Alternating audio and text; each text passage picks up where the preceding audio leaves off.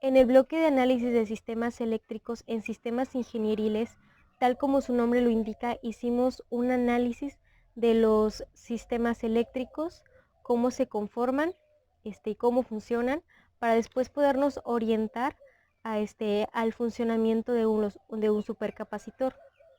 Es decir, saber cómo funciona, por qué se comporta de esa manera, verlo desde la parte matemática, comprobarlo desde una parte computacional para ver por qué es de gran interés en el campo de la electricidad, ver por qué no es 100% aplicable y pues generar conclusiones de cómo podría llegar a sustituir las baterías comunes, que pues es uno de los grandes retos que se enfrentan actualmente.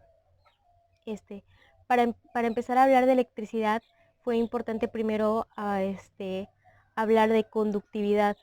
Empezamos como de lo más básico, que es saber cómo es la conductividad de algunos materiales y cómo estos nos pueden servir para empezar a abordar lo que es los sistemas eléctricos. Bueno, hablando precisamente de conductividad, hablamos de esa característica de algunos materiales que tienden a conducir electricidad. Y quisimos descubrir por qué algunos son buenos conductores y otros no, y otros más o menos. Este, para lo cual lo analizamos desde un punto químico en el que, nos dimos cuenta que los buenos, los buenos conductores de electricidad se caracterizan porque tienen un solo electrón, muy poquitos electrones en su última capa, la de valencia. Un claro ejemplo de esto son los metales, que son buenos conductores de electricidad. Por la contraparte tenemos los que no son los buenos conductores de electricidad, que también se caracterizan, pero ahora lo contrario de los buenos conductores, estos se caracterizan porque tienen muchos electrones en la última capa, tal como los gases nobles, que logran completar un octeto y esto los hace muy malos conductores.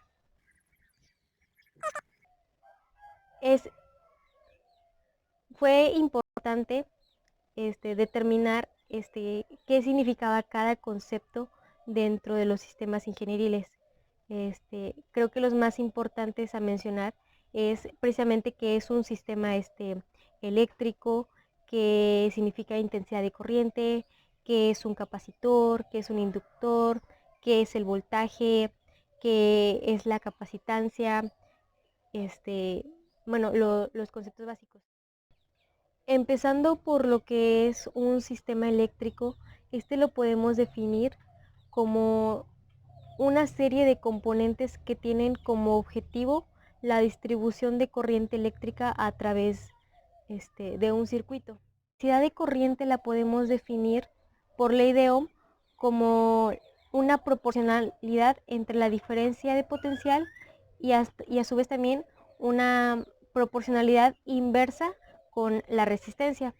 Más concretamente es el flujo de carga eléctrica, de corriente eléctrica, que pasa por un punto en concreto. La resistencia va a ser aquel componente que se encargue de controlar el flujo de carga que pasa por dicho componente.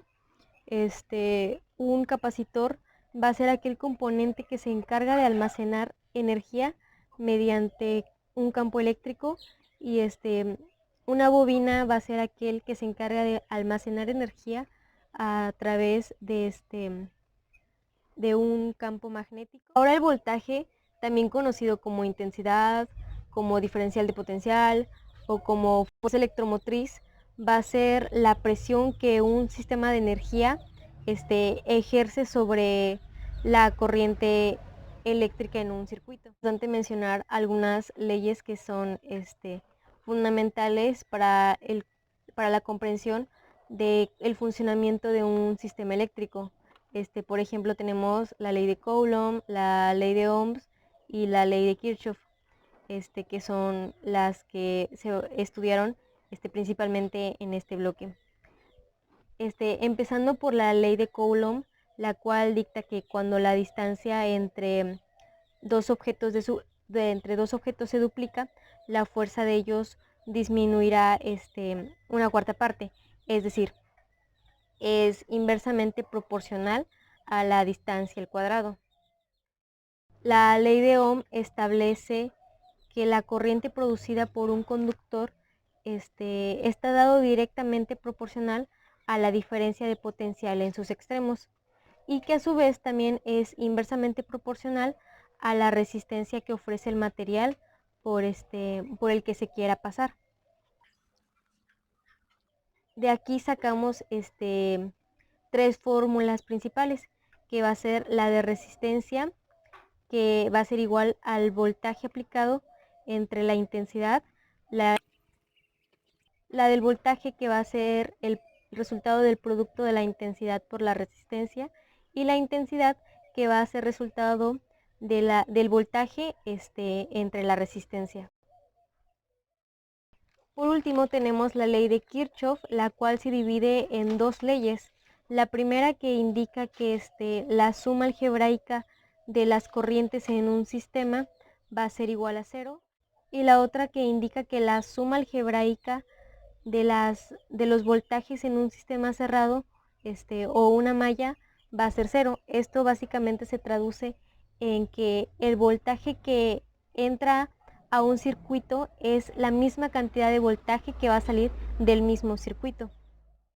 Bueno, con esta compilación de datos ya nos fue más fácil orientarnos ya más directamente a lo que nos pedía el reto, que era el análisis matemático de los supercapacitores, los cuales, retomando la idea principal, funcionan igual que un capacitor, tienen la función de almacenar energía, pero lo que los hace más atractivos es sus altos niveles de capacitancia, así como una característica principal de ellos son su gran rapidez para cargarse y descargarse, y es aquí donde viene la principal ventaja y la principal desventaja, que es que se cargan muy rápido, pero también su descarga es muy rápida, y eso es lo que se quisiera solucionar en este bloque. Entonces ya con esto pasaríamos al análisis matemático de un supercapacitor.